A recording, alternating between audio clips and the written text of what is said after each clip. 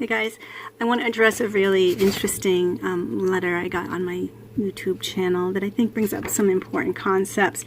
This is by a woman who loves animals and finds some difficult emotional moments when she looks at the Lenormand cards and sees the fox or the snake or the mice suggesting anything that could be negative. So I want to address that. I'm an animal lover too. Let me first read her note and you can kind of see where I'm coming from with this. So she says, I love your videos on Lenormand, so I thank her for that. And your teaching style is fantastic. Thank you again. I've ordered my first Lenormand deck, and it's the Celtic Lenormand, and I look forward to using it. So that's awesome. Great. Good for you. The one problem I'm having with it, she says, is that the Lenormand system is using the image of an animal as something bad or evil. I love animals so much, and yes, I even like snakes, and I'm having trouble seeing the fox and snake as bad cards. It really makes me feel sad, she says. I would rather see the image of a not nice person than using an animal as an evil symbol. So I know this is silly, and I have to look past it, and at least in the Celtic Lenormand, I believe they have included a second snake card, which shows it's shedding its skin. That is true. And some extra interpretations for the cards. I know it won't be strictly traditional, but I think it will work for me. And thanks for your great videos. I'm learning a lot. So, many things I want to bring up here that I think are things, and she's not alone in how she's responded to this. So I'm also an animal lover. So family pets, we've had them. I've rescued animals. I've had little mice and rats, and have enjoyed them, kissed them. I don't find them dirty, like the Lenormand would find them as little thieves. I have also held snakes, and I respect them, and I enjoy them. So consider, though, the era in which this language was developed, this system was developed. So late 1800s, you would find a snake, if it were a rattlesnake or something, and you were bit. There is no antidote. Okay, there is no emergency room you can go to and get this antidote and for survival. So you get bit. It's a big problem. And in the pantry is the mice. So you would store your fall harvest for winter into this pantry, and if mice came in, you would have disease, you would have a diminishing of your food stores. So like little thieves, they were taking it. And so mice were something that could impact your actual survival. Okay, so back then, it's not that the mice were bad, it's that it caused a diminishing or decrease in the lives of people at that time. The mice were just trying to survive too, okay, but the impact on us could be significant.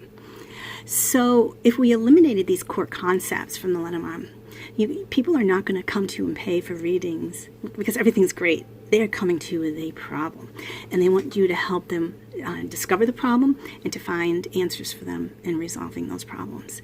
So if you're only going to find sunny things, you're not going to last too long as a reader, because people come to you with some serious emotional stuff that they want to resolve. And if you tell people that only good things will happen, people won't return to you when they don't, because you have to be honest as a reader. Some things go our way, sometimes they don't. Sometimes we can help them go our way by knowing what the problem is and working through what we can do better. But if we only say happy things, heck, I can get that from my best friend. Like, I don't have to pay a reader for that, and that's not a reading. We want honesty in a reading. So we can't only tell good things will happen. So talking specifically about that Celtic Lenormand, with the snake shedding its skin. So personally, I don't like that card in that deck. I think the artist is amazing. I have many of his decks. I like his decks. I like his artwork, and I don't like that card. Snake does not mean transformation. The alternate meaning, it's not about transformation like a death card. Snake is about toxicity. It's about problems. It's about jealousy. Transformation means none of those things. So now you've eliminated this core concept, which is key why people could be coming to for a reading. Someone at work is causing significant problems with them. That's your snake card. Something happened to their credit card. That's a snake card, okay? So you've got to have those things to be able to identify them. You've got to see the problems. The snake itself, and like in my head, what I've done is put aside that this is a snake. I've got the concept in my head. It's like a word. It's a concept. So you could replace it with a person, but a person, when you do a grand tableau, you are going to go boom, right to those people cards. You want to see the guy, the girl, and you want to see maybe the child card, maybe the rider. That's it. If you have people all over the place, it's going to be really hard to read the grand tableau. Okay, back to the Celtic Lenormand. So what I like about what this artist did is for each card that he has that has these alternate off-the-path, non-Lenormand reading meanings, he's created another card with a traditional meaning that you can use. So I just put aside like the one shedding its skin, and then I use the regular snake card. So there's something for everybody. If you don't want to learn Lenormand, if you don't care about learning this language, about learning the system, great, those cards will be amazing for you.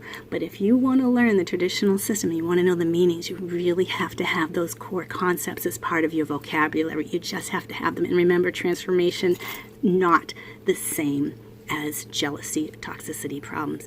And the snake is not always a person. So sometimes you can have credit card issues that can have to do with it. And then you look at the card combinations that tell you where the problem is. Okay, if it has to do with your home or family, you'll get the house card next to it. You know, there's a toxic home situation. Okay, so it identifies situations.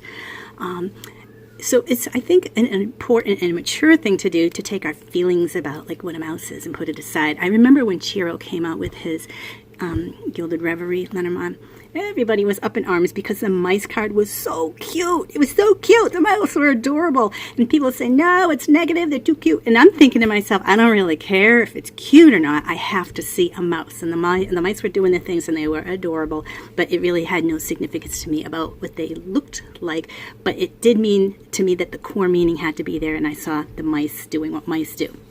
Okay, so I think in terms of like the snake shedding, it's, if you can put aside the fact that you're going to use it as a transformation instead and just use that with the snake shedding, go right ahead. But it's important to keep those core concepts, to use the language of the Lenormand. And remember, that's my job here, is to teach you this language, not to just make something go off the path, is to teach you. What you do afterward is your business, okay? But I want to teach you this real system. There is an actual grammatical structure to this language. So keep it true, keep the glyphs true to the concepts that you need to use.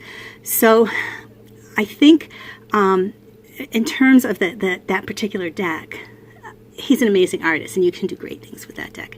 I would highly recommend sticking to the core meanings if you can, okay? Put your personal feelings aside, understand the era. You don't have to explain these pictures to your clients. You don't have to say, oh, look, that's a snake is bad, or that's a fox and a fox. No, you just say, oh, there's a toxic situation related to. Just read it like you're reading the concepts, not explaining all the pictures to your client. You don't have to teach them how to read. You just have to tell them about what's happening in their world, okay? Stay true to the system, and I think it's important to have these core concepts that are so vital to being able to speak this language.